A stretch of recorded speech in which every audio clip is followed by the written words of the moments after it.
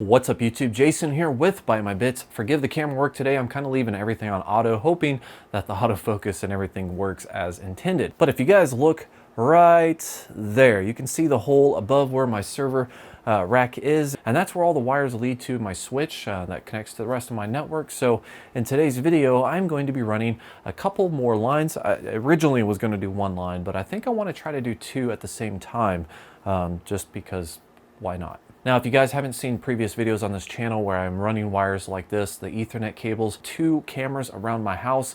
These cameras are going to be power over Ethernet. I do have a Cisco power over Ethernet switch to power these cameras and connect them to my network. You can check out the cards above or the links below in order to see some of these other house wiring experience of mine. Just, side note here, I am not an expert or a professional. I'm just pretty much doing what I can to get the wires where I need them to go and hoping everything works out in the end. And so far, it's worked for me. And yes, this is just another video of me running wires, but it's a project nonetheless. I enjoy making videos about it, so hopefully you guys enjoy watching it.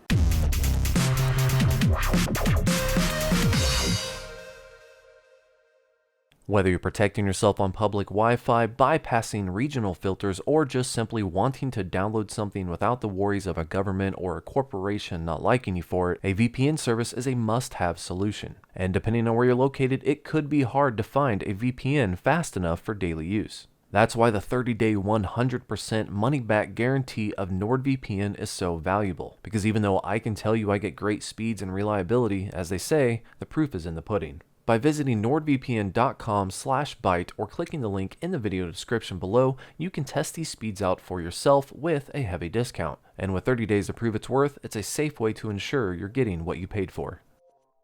So I just ended up drilling into the ceiling here, and this is right behind my server rack. All these cables come down. I know it looks kind of crappy, but it doesn't really matter. It's function over fashion. I change so much and I add and remove and stuff like that that it's just not worth making it look super pretty.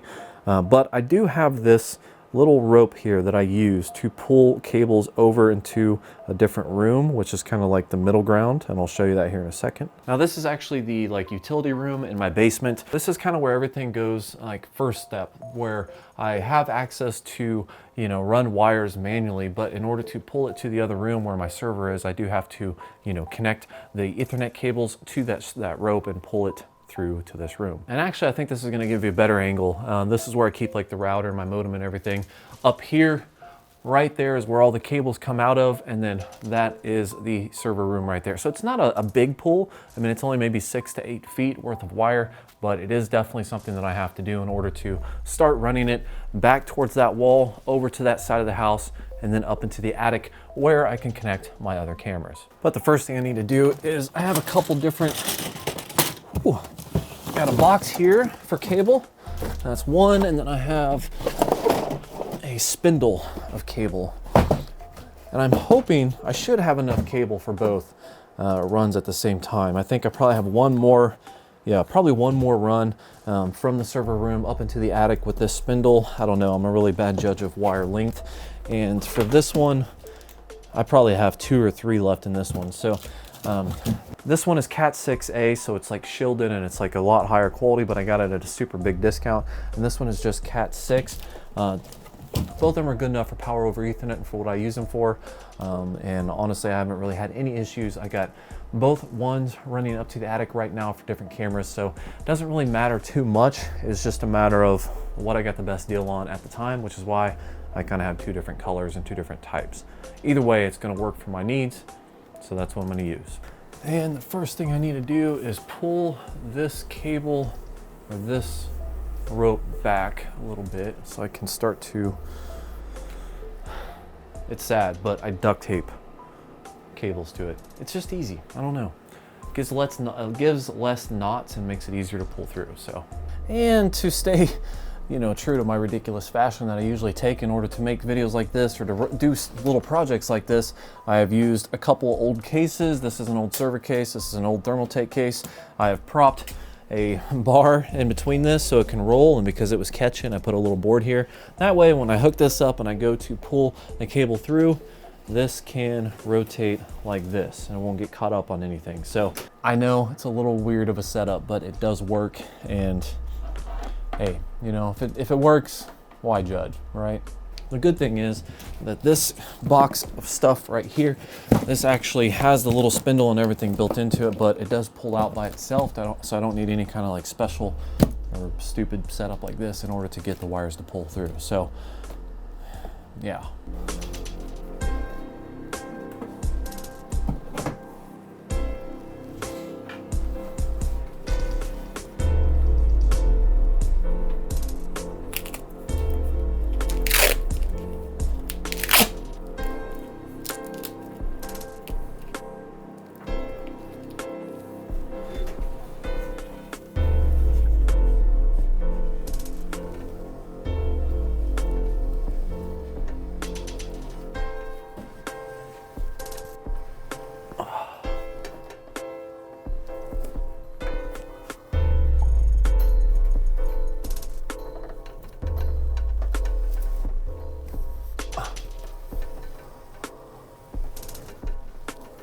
Okay, normally there's a little back and forth, try to get it uncaught and stuck on stuff, but that was like first pull, no issues.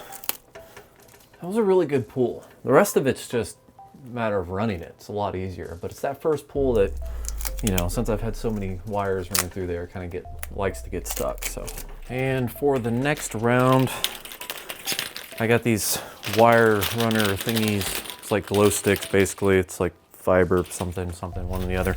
Anyways, you can connect these and screw them onto each other like this. Pretty much what I do is I connect these together and I'm gonna push them through the floorboard there, or the ceiling here, floorboard above that, and then run them through and, you know, do the same thing, like duct tape it on one end, run it, pull it, and that's how I'm gonna get through the second portion of it.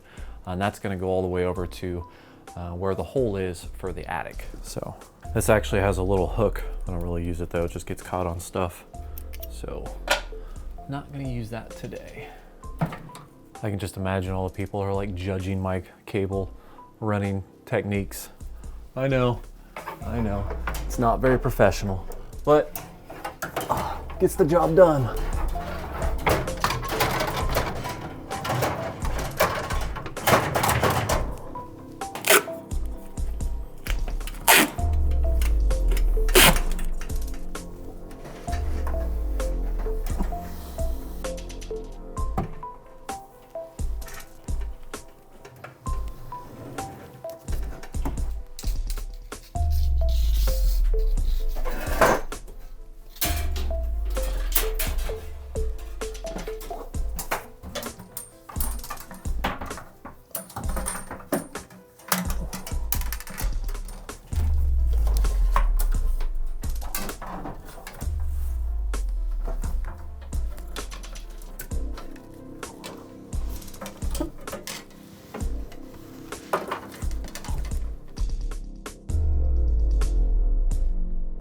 Basically, where I'm pulling this in, about a foot above that is the hole that goes up through the wall upstairs into the attic. So now that this phase 3 or whatever is finished, I have to disconnect this and go into the attic, push these down through the hole, again, duct tape them, and then pull them up to the attic from where we are right now. So once I get it up there, that's where I can start making terminals or terminations for them. Yeah. Now, for those of you who don't know me or hasn't followed my shenanigans before, this is kind of a big deal. Usually I pull in my old truck into the garage and I use a smaller ladder to get up to the attic because in the garage is where the hole is. But this time,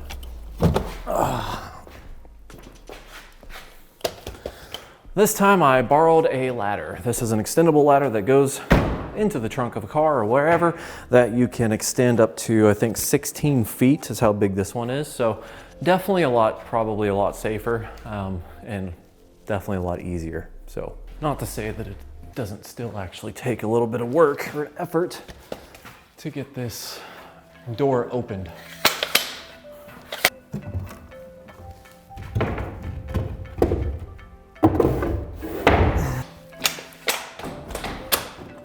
Hi-ho, up to the attic we go.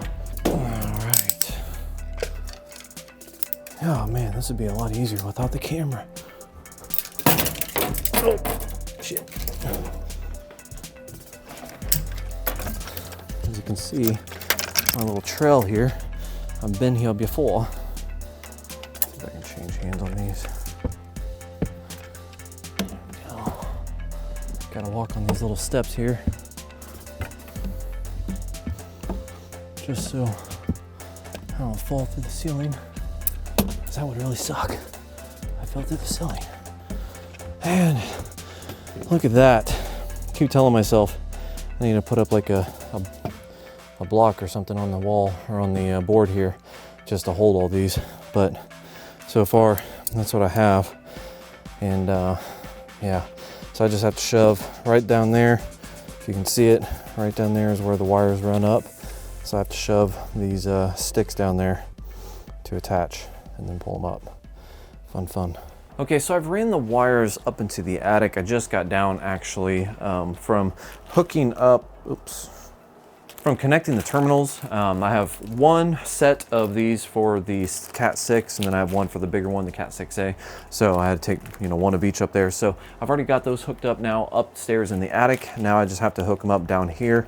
And it's starting to get dark outside, but I don't know. I was kind of looking outside as far as like how to wire it through the attic and around where I want it to go. So I don't know if my original plan today for where I want to put it is going to be feasible, but there is still another place to put it. Either way, I want to get at least one camera done today. So, but I'm also starving and I want some food. Just running out of daylight. Okay, so I originally wanted to put it right there, just right underneath that piece of wood that comes down, runs up and down. And I'm using a black dome camera, the Amcrest camera is what I really wanted to hook up today. I'm just having issues actually finding a way to run the wire up through that. I don't really want to go drilling into what I don't know. A much easier one is up here to where it's facing down like this.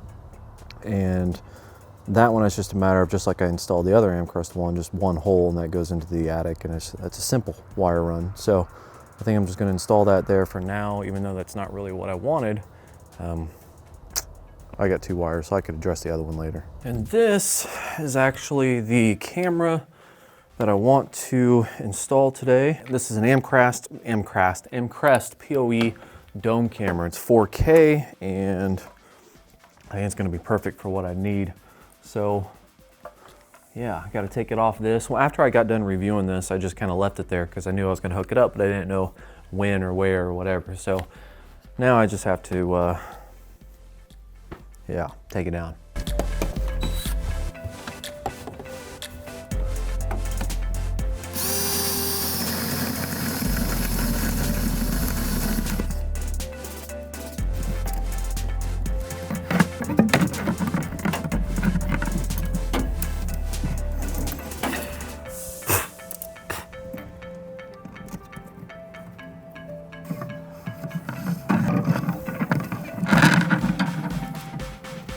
Okay, so that is where it came in. I pushed this cabling pretty far just because I didn't want to have to crawl. It's kind of a pain in the ass, crawl all the way over there. So push that pretty far, and then I'm just going to do a simple duct tape to the wire, to this long wire, which is way too big for what I need, but it's literally just spare crap wire. I don't need for anything else.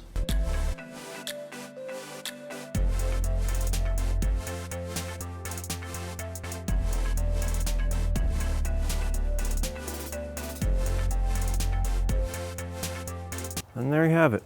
That's the final product. The Amcrest Dome 4K camera is ran, installed, wired, all that other good stuff. So, yeah.